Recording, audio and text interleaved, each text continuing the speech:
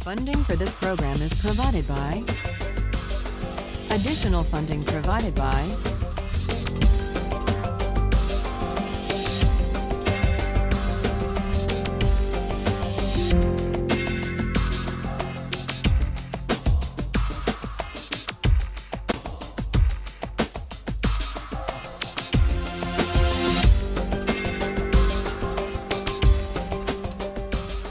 Today we turn to John Locke.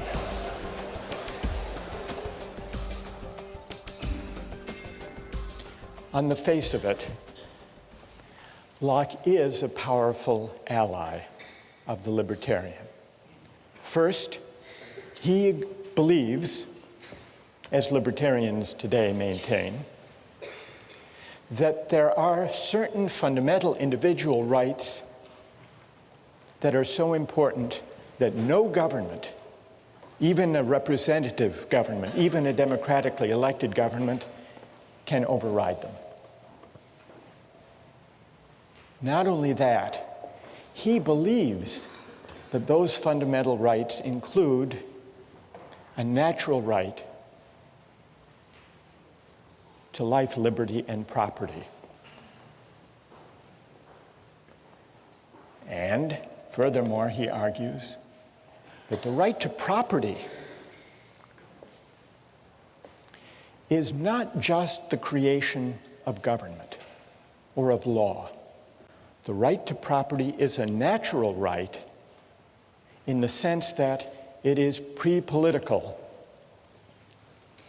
It is a right that attaches to individuals as human beings, even before government comes on the scene, even before parliaments and legislatures enact laws to define rights and to enforce them.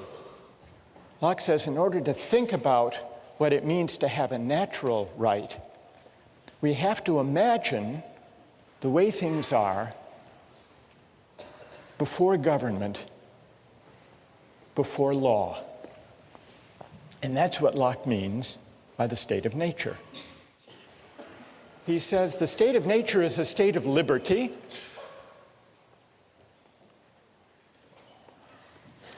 Human beings are free and equal beings.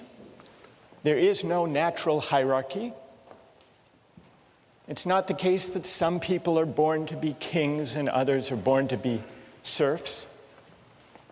We are free and equal in the state of nature.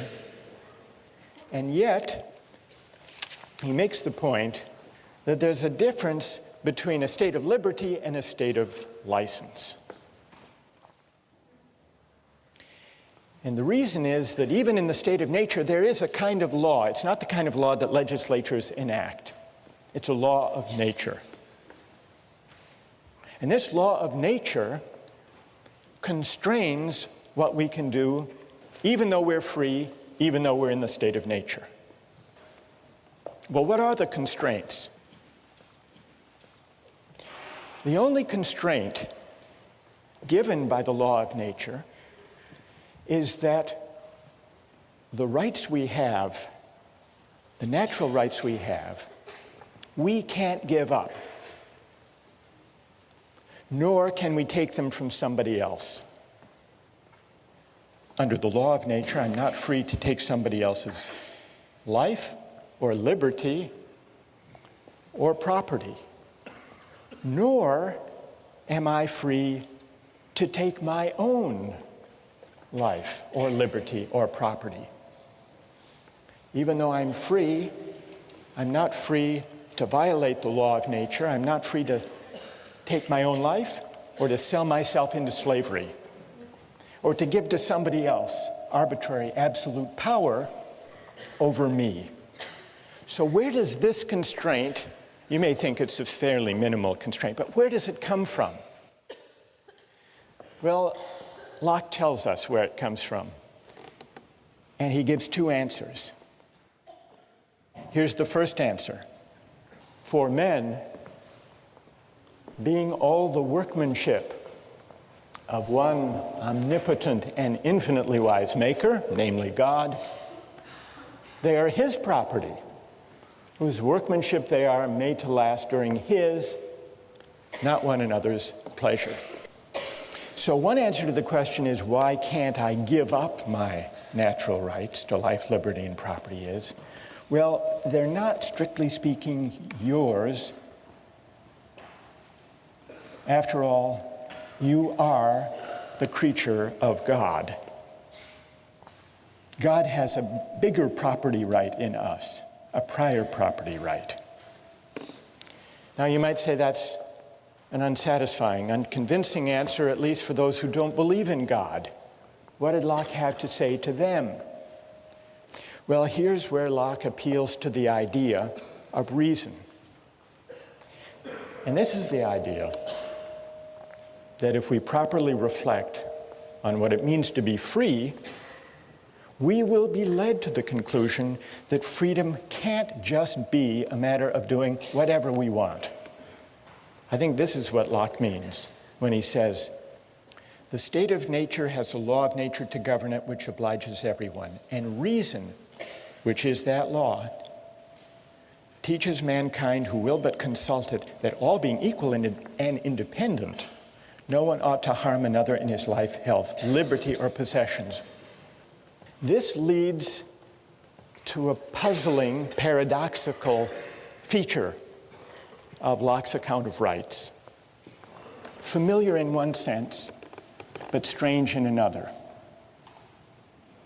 It's the idea that our natural rights are unalienable. What does unalienable mean? It's not for us to alienate them or to give them up, to give them away, to trade them away, to sell them. Consider an airline ticket. Airline tickets are non-transferable, or tickets to the Patriots or to the Red Sox. Non-transferable tickets are unalienable. I own them in the limited sense that I can use them for myself, but I can't trade them away. So in one sense, an unalienable right, a non-transferable right, makes something I own less fully mine. But in another sense of unalienable rights, especially where we're thinking about life, liberty, and property, for a right to be unalienable makes it more deeply, more profoundly mine. And that's Locke's sense of unalienable. We see it in the American Declaration of Independence. Thomas Jefferson drew on this idea of Locke. Unalienable rights to life, liberty, and as Jefferson amended Locke, to the pursuit of happiness. Unalienable rights. Rights that are so essentially mine that even I can't trade them away or give them up. So these are the rights we have in the state of nature, before there is any government.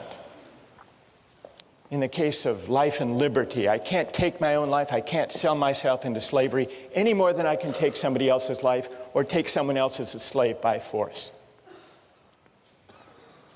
But how does that work in the case of property?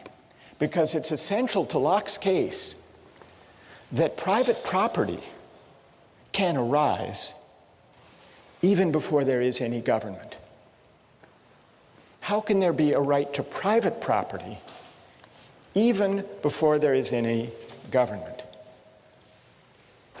Locke's famous answer comes in section 27. Every man has a property in his own person. This nobody has any right to but himself. The labor of his body and the work of his hands, we may say, are properly his. So he moves, as the libertarians later would move, from the idea that we own ourselves, that we have property in our persons, to the closely connected idea that we own our own labor. And from that to the further claim that whatever we mix our labor with that is unowned becomes our property. Whatever he removes out of the state that nature has provided and left it in, he has mixed his labor with and joined it to something that is his own, and thereby makes it his property. Why?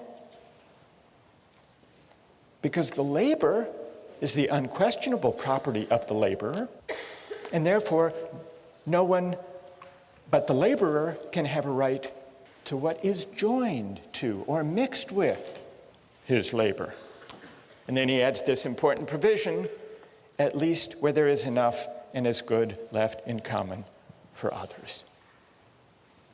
But we not only acquire a property in the fruits of the earth, in the deer that we hunt, in the fish that we catch, but also if we till and plow and enclose the land and grow potatoes, we own not only the potatoes, but the land, the earth.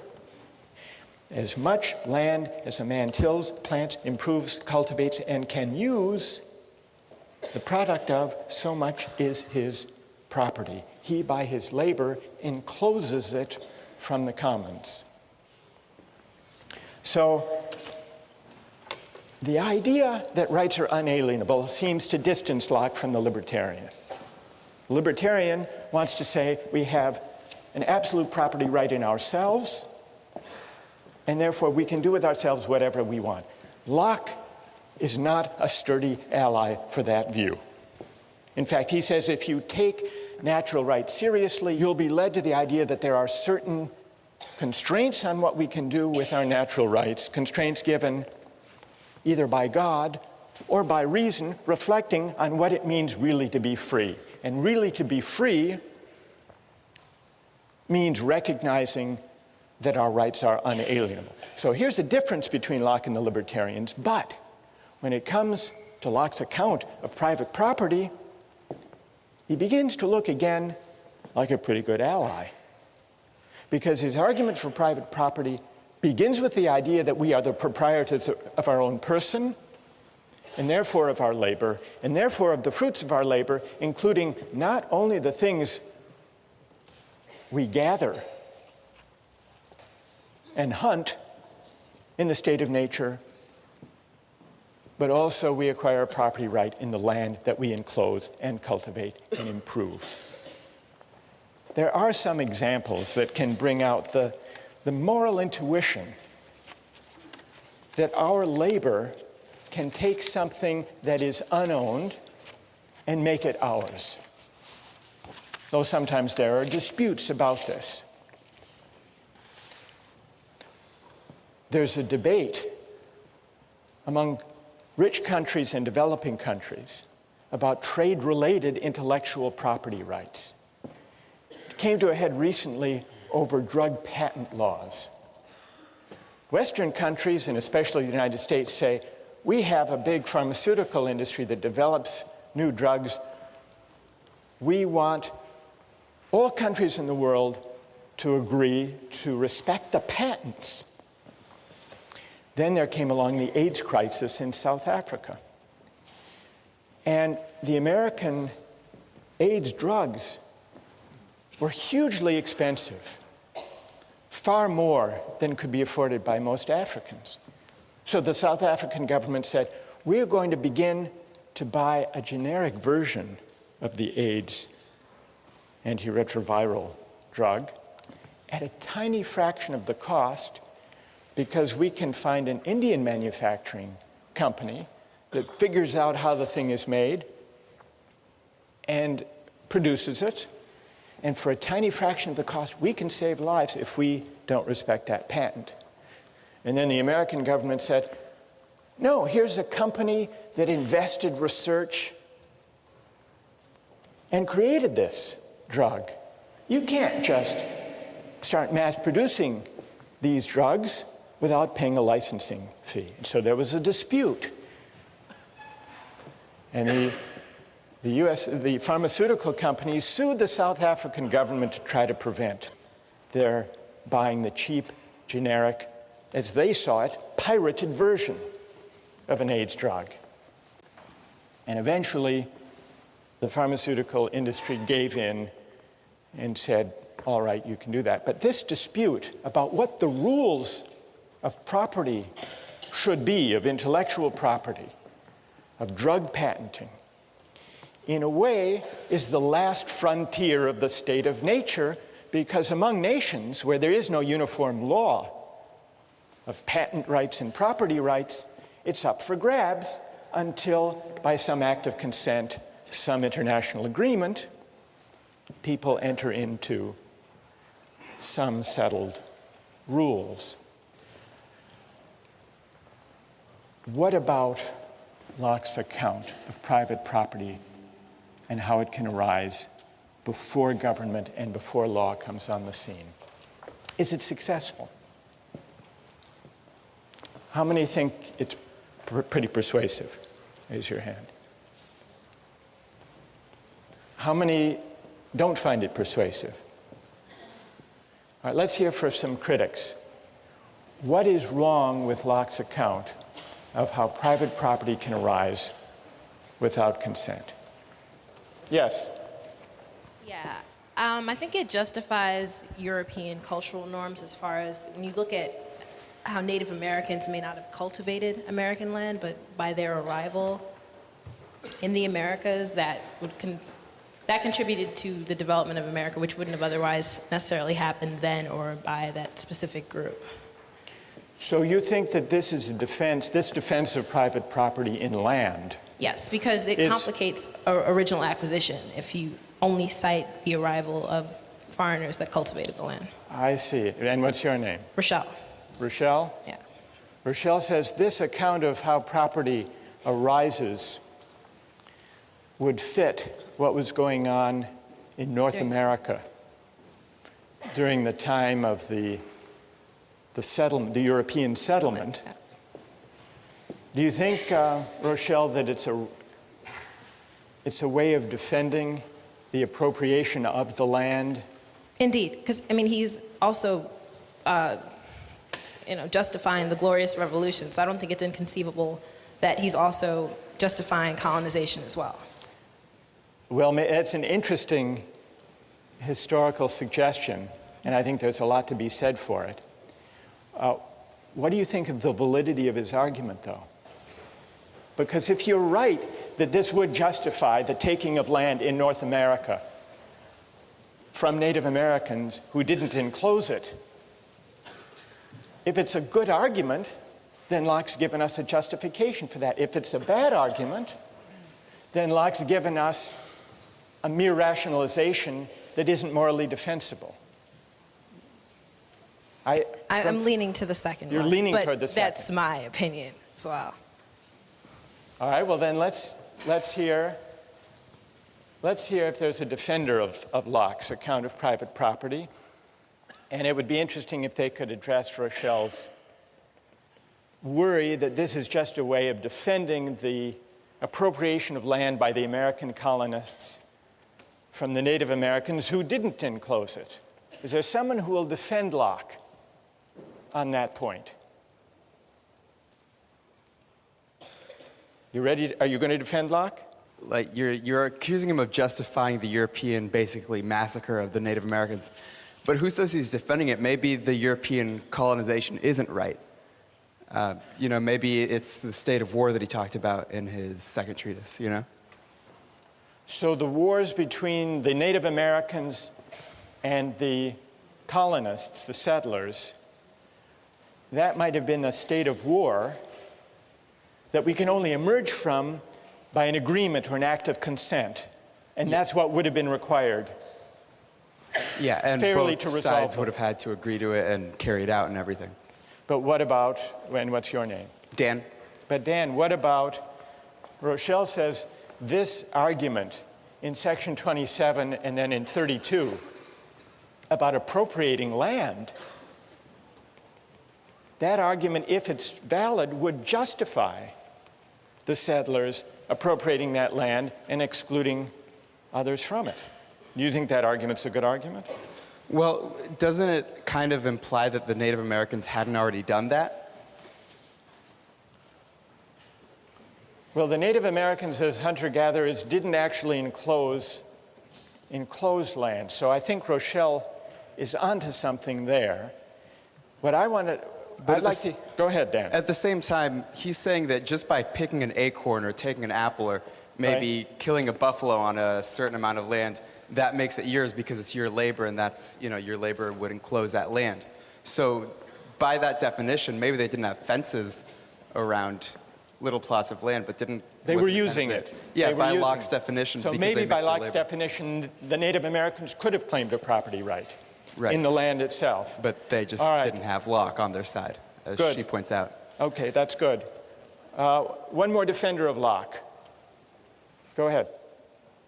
Well, I mean, just to defend Locke, he does say that there are sometimes in which you can't take another person's land. For example, you can't acquire land that is common property to people. And in terms of American Indians, I feel like they already had civilizations themselves, and they were using land in common. So it's kind of like an analogy to what he was talking about with like the common English property. You can't take land that everybody's sharing in that's common. interesting. And That's also, interesting. you can't take land unless you make sure that there's as much land as possible left for other people to take as well. So if you're taking so you have to make sure that whenever you take land, or that there's enough left for other people to use, that's Right. just as good as the land that you took. So. That's true. Locke says there has to be this right to private property in the earth is subject to the provision that there be as much and as good left for others. What's your name? Right. I'm Fang. So Fang, in a way, agrees with Dan that maybe there is a claim within Locke's framework that could be developed on behalf of the Native Americans. Here's the further question. If the right to private property is natural, not conventional, if it's something that we acquire even before we agree to government, how does that right constrain what a legitimate government can do?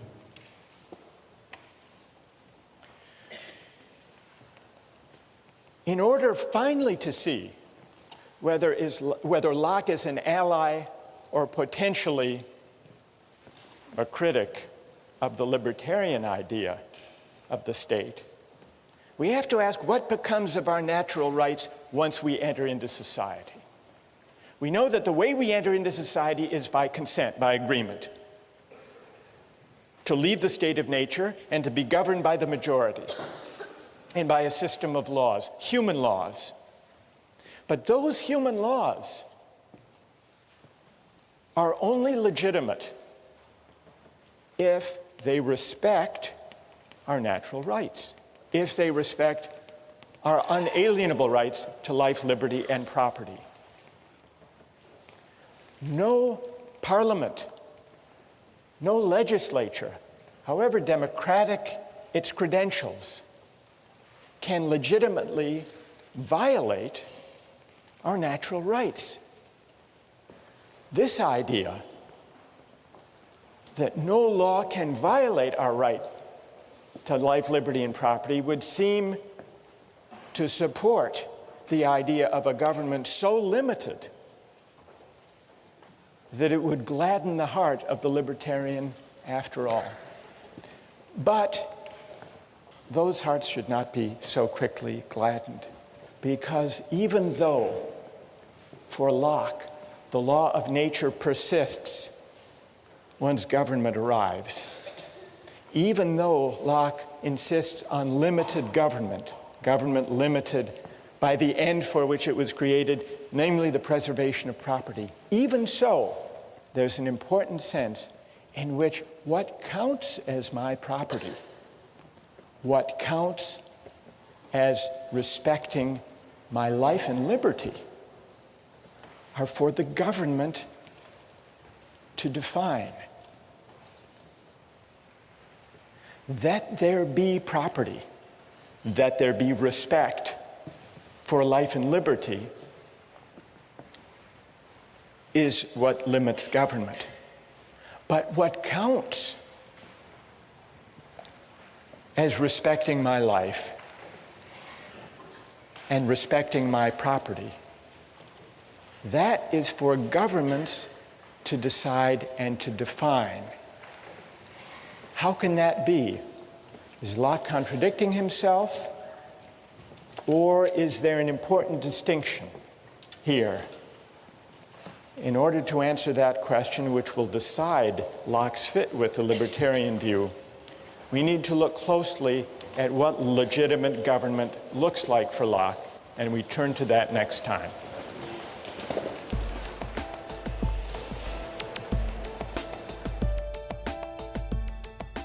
Nikolai, if you didn't think you'd get caught, would you pay your taxes?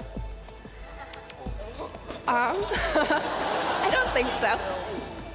I would rather have a system personally that I could give money to exactly those sections of the government that I support and not just blanket support everything. You'd rather be in the state of nature, at least Exactly. on April 15th.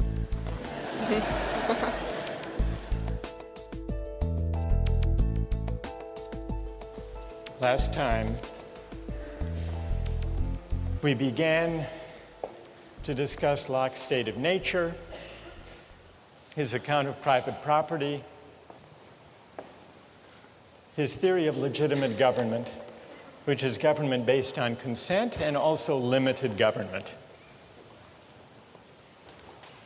Locke believes in certain fundamental rights that constrain what government can do, and he believes that those rights are natural rights, not rights that flow from law or from government.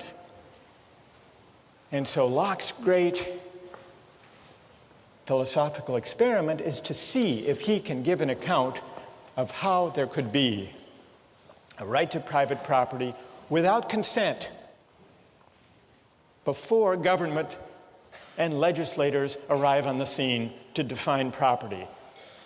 That's his question. That's his claim. There is a way, Locke argues, to create property, not just in the things we gather and hunt, but in the land itself, provided there is enough and is good left for others. Today I want to turn to the question of consent, which is Locke's second big idea. Private property is one, consent is the other. What is the work of consent? People here have been invoking the idea of consent since we began, since the first week. You remember when we were talking about pushing the fat man off the bridge, someone said, but he didn't agree to sacrifice himself. It would be different if he consented. Or when we were talking about the cabin boy, killing and eating the cabin boy, some people said, well, if they had consented to a lottery, it would be different. Then it would be all right. So consent has come up a lot. And here in John Locke, we have one of the great philosophers of consent. Consent is an obvious, familiar idea in moral and political philosophy. Locke says that legitimate government is government founded on consent, and who nowadays would disagree with him? Sometimes when the ideas of political philosophers are as familiar as Locke's ideas about consent, it's hard to make sense of them, or at least to find them very interesting. But there are some puzzles, some strange features of Locke's account of consent as the basis of legitimate government, and that's what I'd like to take up today. One way of testing the plausibility of Locke's idea of consent, and also of probing some of its perplexities, is to ask just what a legitimate government founded on consent can do. What are its powers according to Locke? Well, in order to answer that question, it helps to remember what the state of nature is like. Remember, the state of nature is the condition that we decide to leave, and that's what gives rise to consent. Why not stay there? Why bother with government at all? Well, what's Locke's answer to that question? He says there are some inconveniences in the state of nature, but what are those inconveniences? The main inconvenience is that everyone can enforce the law of nature. Everyone is an enforcer, or what Locke calls the executor of the state of nature. And he means executor literally. If someone violates the law of nature, he's an aggressor, he's beyond reason, and you can punish him. And you don't have to be too careful or fine about gradations of punishment in the state of nature. You can kill him. You can certainly kill someone who comes after you, tries to murder you. That's self-defense. But the enforcement power, the right to punish, everyone can do the punishing in the state of nature. And not only can you punish with death people who come after you, seeking to take your life, you can also punish a thief who tries to steal your goods, because that also counts as aggression against the law of nature. If someone has stolen from a third party, you can go after him. Why is this? Well, violations of the law of nature are an act of aggression. There is no police force, there are no judges, no juries. So everyone is the judge in his or her own case. And Locke observes that when people are the judges of their own cases, they tend to get carried away. And this gives rise to the inconvenience in the state of nature. People overshoot the mark, there's aggression, there's punishment, and before you know it, everybody is insecure in the enjoyment of his or her unalienable rights to life, liberty, and property. Now, he describes in pretty harsh and even grim terms what you can do to people who violate the law of nature. One may destroy a man who makes war upon him for the same reason that he may kill a wolf or a lion. Such men have no other rule but that of force and violence. Listen to this. And so may be treated as beasts of prey, those dangerous and noxious creatures that will be sure to destroy you if you fall into their power. So kill them first. So what starts out as a seemingly benign state of nature where everyone's free and yet where there is a law and the law respects people's rights and those rights are so powerful that they're unalienable, what starts out looking very benign, once you look closer, is pretty fierce and filled with violence, and that's why people want to leave. How do they leave? Well, here's where consent comes in.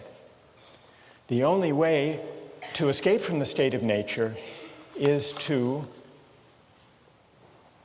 undertake an act of consent where you agree to give up the enforcement power and to create a government or a community where there will be a legislature to make law and where everyone agrees in advance, everyone who enters agrees in advance to abide by whatever the majority decides. But then the question, and this is our question, and here's where I want to get your views, then the question is, what powers, what can the majority decide? Now here it gets tricky for Locke, because you remember, alongside the whole story about consent and majority rule, there are these natural rights, the law of nature, these unalienable rights. And you remember, they don't disappear when people join together to create a civil society. So even once the majority is in charge, the majority can't violate your inalienable rights, can't violate your fundamental right to life, liberty, and property. So here's the puzzle. How much power does the majority have? How limited is the government created by consent? It's limited by the obligation on the part of the majority to respect and to enforce the fundamental natural rights of the citizens. They don't give those up. We don't give those up when we enter government. That's this powerful idea taken over from Locke by Jefferson in the Declaration. Unalienable rights. So, let's go to our two cases. Remember Michael Jordan, Bill Gates, the libertarian objection to taxation for redistribution? Well, what about Locke's limited government? Is there anyone who thinks that Locke does give grounds for opposing taxation for redistribution? Anybody? Go ahead. If the majority rules that there should be taxation, even if the minority should still not have to be taxed because that's taking away property, which is one of the rights of nature. All right, so, and what's your name? Ben. So, if the majority taxes the minority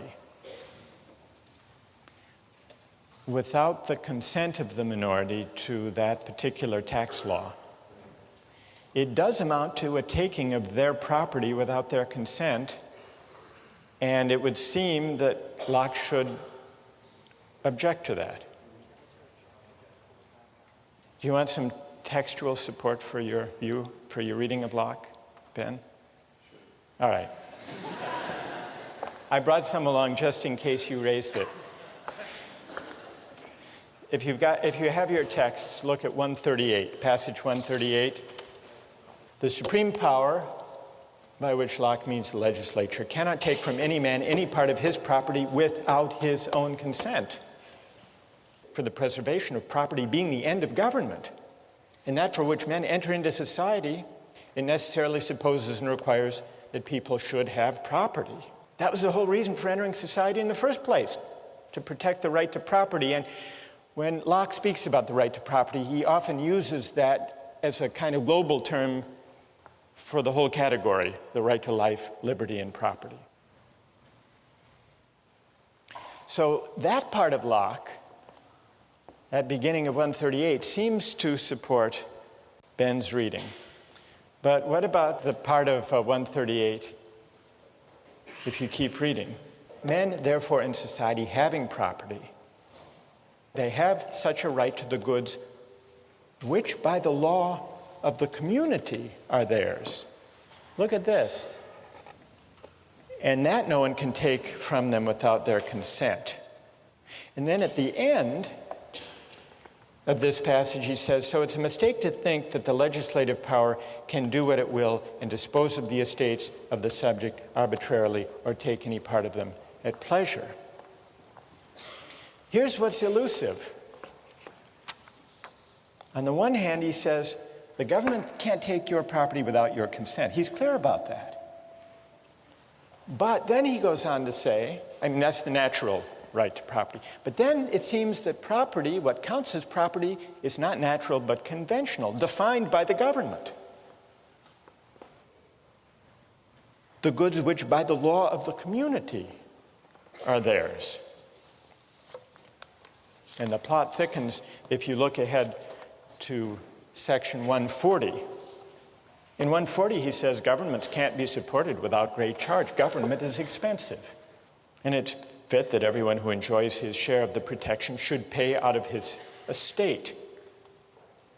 And then here's the crucial line.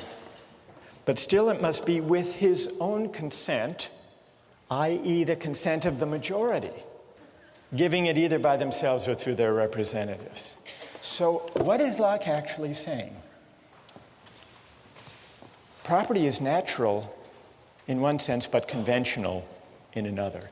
It's natural in the sense that we have a fundamental, unalienable right that there be property, that the institution of property exist and be respected by the government.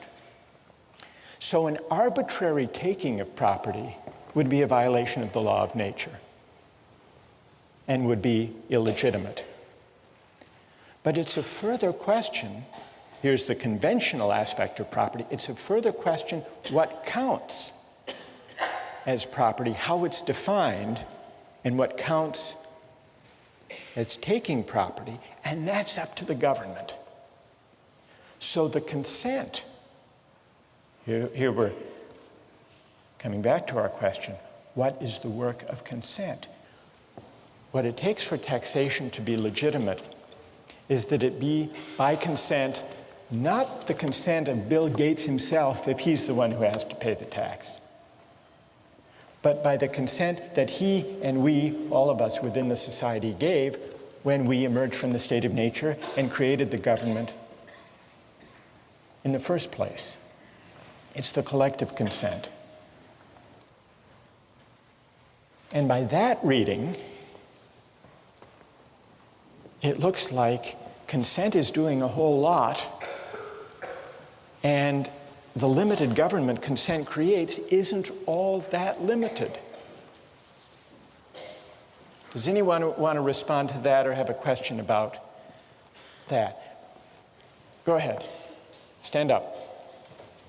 Well, I'm just wondering what Locke's view is on once you have a government that's already in place, whether it is possible for people who are born into that government to then leave and return to the state of nature.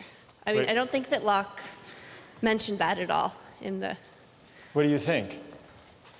Well, I think as the convention, it would be very difficult to leave the government because you are no longer... because nobody else is just living in the state of nature, everybody else is now governed by this legislature. What would it mean today, you're asking? And what's your name? Well, Nicola. Nicola, to leave the state, suppose you wanted to leave civil society today, you want to withdraw your consent and return to the state of nature. Well, because you didn't actually consent to it, you were just born into it. It was your ancestors who joined. Right. So.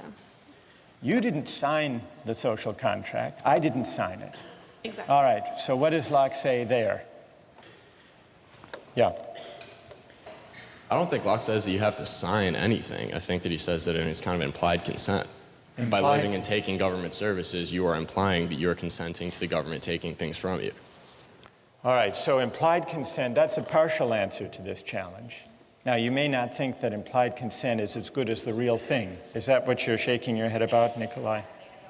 Speak up. Stand up and speak up. I don't think that necessarily just by utilizing the government's various resources that we are necessarily implying that we agree with the way that this government was formed, or that we have consented to actually join into the social contract. So you don't think the idea of implied consent is strong enough to generate any obligation at all to obey the government? Not necessarily, no. Nikolai, if you didn't think you'd get caught, would you pay your taxes? I don't think so. I would rather have a system personally that I could give money to exactly those sections of the government that I support and not just blanket support everything. You'd rather be in the state of nature, at least Exactly. on April 15th.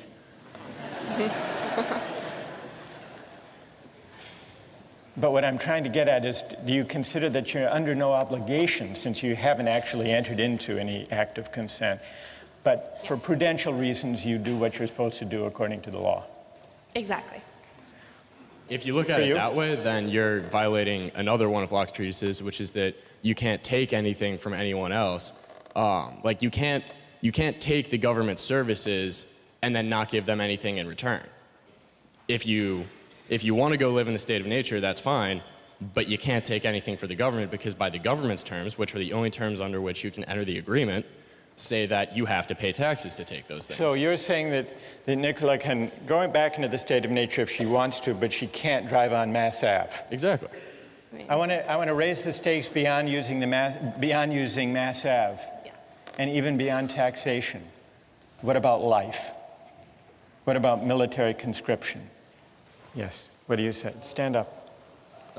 First of all, we have to remember that sending people to war is not necessarily implying that they'll die. I mean, obviously, you're not raising their chances here, but it's not a death penalty. So if you're going to discuss whether or not military conscriptions is equivalent to, suppressing people's right to life, you shouldn't approach it that way. Secondly, the real problem here is Locke has this view about consent and natural rights. But you're not allowed to give up your natural rights either.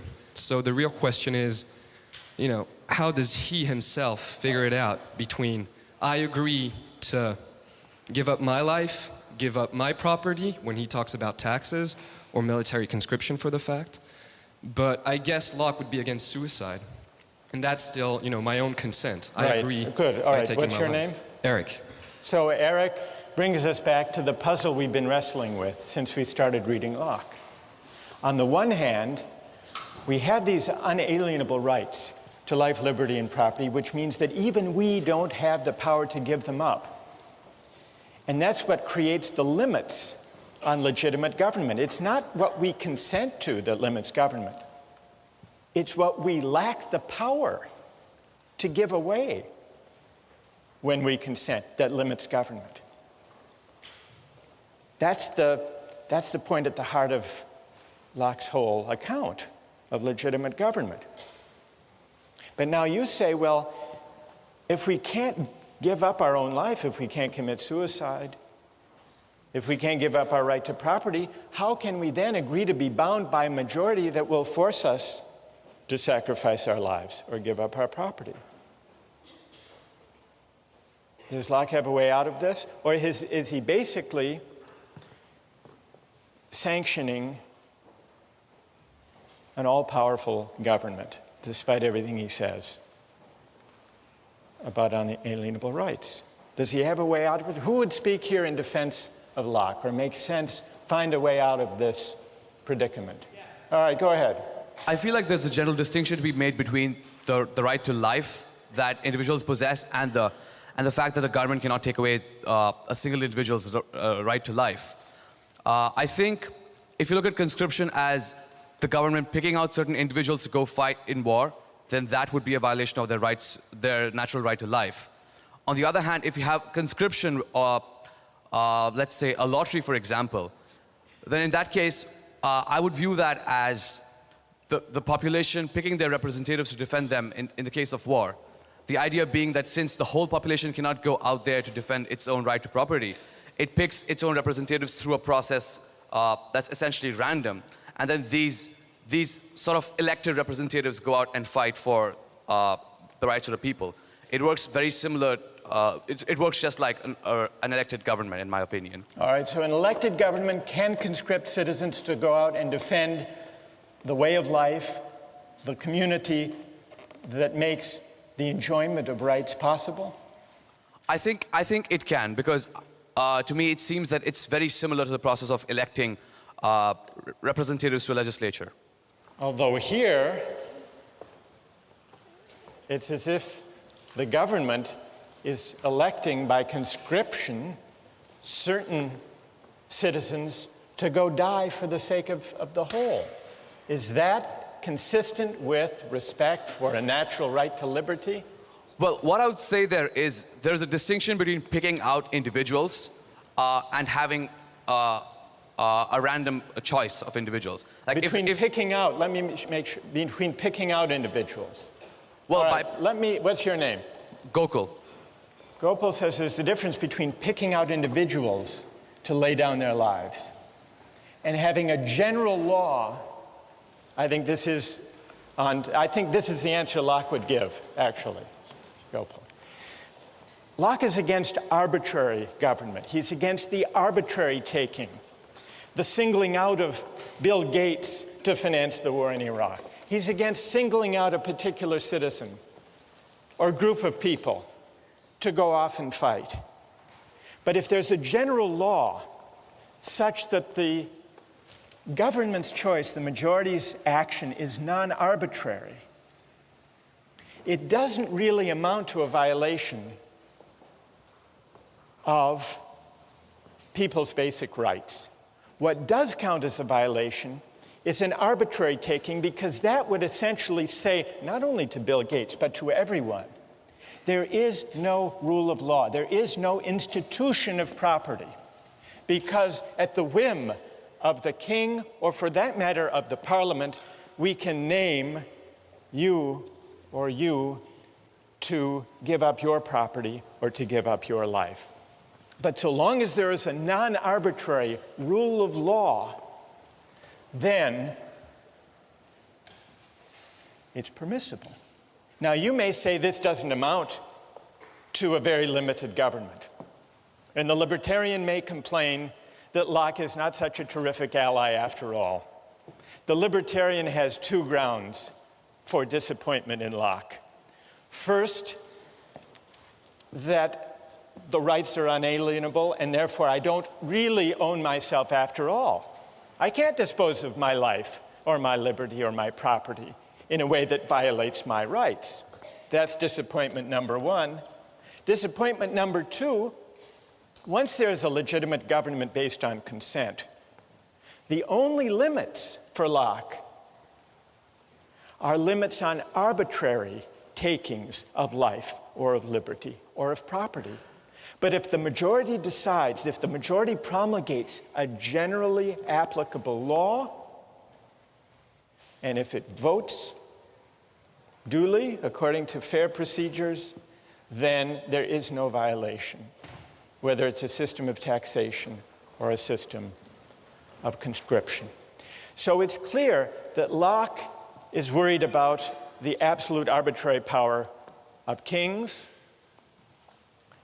but it's also true, and here's the darker side of Locke, that this great theorist of consent came up with a theory of private property that didn't require consent, that may, and this goes back to the point Rochelle made last time, may have had something to do with Locke's second concern, which was America. You remember, when he talks about the state of nature, he's not talking about an imaginary place. In the beginning, he says, all the world was America. And what was going on in America? The settlers were enclosing land and engaged in wars with the Native Americans. Locke, who was an administrator of one of the colonies, may have been as interested in providing a justification for private property through enclosure without consent, through enclosure and cultivation, as he was with developing a theory of government based on consent that would rein in kings and arbitrary rulers. The question we're left with, the fundamental question we still haven't answered is, what then becomes of consent? What work can it do? What is its moral force? What are the limits of consent? Consent matters not only for governments, but also for markets. And beginning next time, we're going to take up questions of the limits of consent in the buying and selling of goods.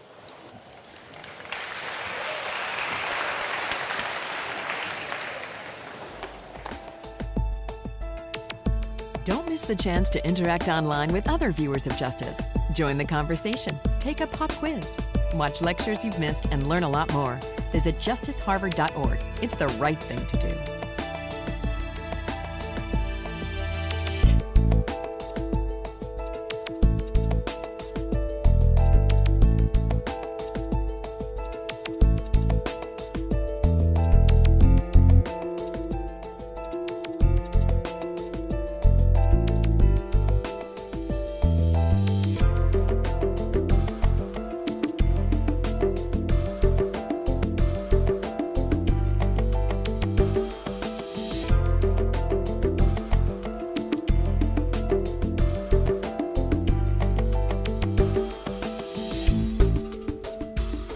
Funding for this program is provided by...